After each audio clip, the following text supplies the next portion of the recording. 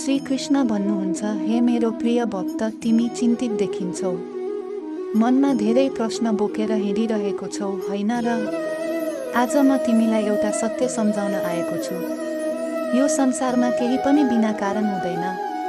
तिम्रो जीवनमा आएको प्रत्येक पीडा, प्रत्येक चुनौती तिमीलाई कमजोर बनाउन होइन, तिमीलाई अझ बलियो बनाउन आएको हो।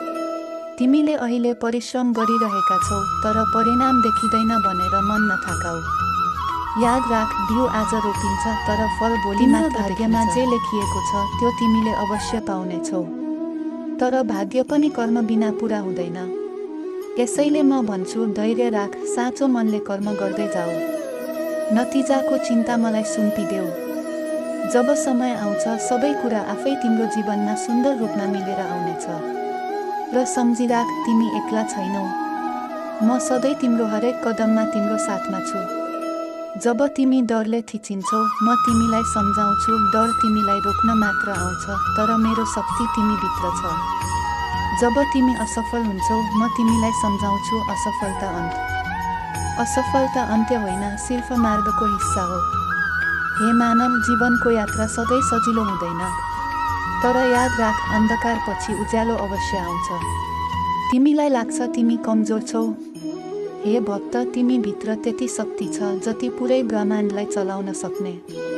तर त्यो शक्ति तबै जाग्छ जब तिमी कर्ममा लाग्छौ, आफ्नो डर र आलस्यलाई पार गर्दै। तिमीले हरेक दिन सिक्नु पर्नेछ धैर्य राख्न, सकारात्मक रहन र विश्वास गर्न कि सब ठीक हुनेछ। तिम्रो जीवनको प्रत्येक कठिनाई, हरेक सङ्घर्ष तेस्रो अवसर बनाउँछ। र याद राख, साँचो कर्म कहिले फाल्को हुँदैन। तिमीले आफैमा विश्वास गर्न थाल्नुपर्छ।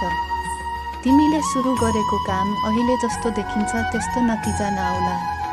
तर म भन्छु, धैर्य र कर्मको फल अवश्य मिठो हुन्छ। संसारले तिमीलाई कहिले बुझ्दैन, तर म तिमीलाई बुझ्छु। म तिम्रो मनको हरेक भावना, तिम्रो हरेक चिन्ता र तिम्रो हरेक सपना बुझ्छु। तिम्रो यात्रामा तिमी कहिले पनि एक्ला छैनौ। म हरेक मोडमा, हरेक चुनौतीमा तिम्रो साथमा छु। हे मानव, आजका पीडा, आजका सङ्घर्ष भोलिका सफलताका बिउ हुन्। आजको काम भोलिको जित सुनिश्चित गर्दछ। त्यसैले उठ, हिम्मत राख र सम्पूर्ण मनले अघि बढ। तिमीले आफ्नो जीवनको नायक बन्नेछौ। र याद राख, जहाँ म छु वहाँ तिम्रो कुनै हार छैन। अब तिमीलाई छोड्दिन, म तिमीलाई प्रेरित गर्दै जान्छु।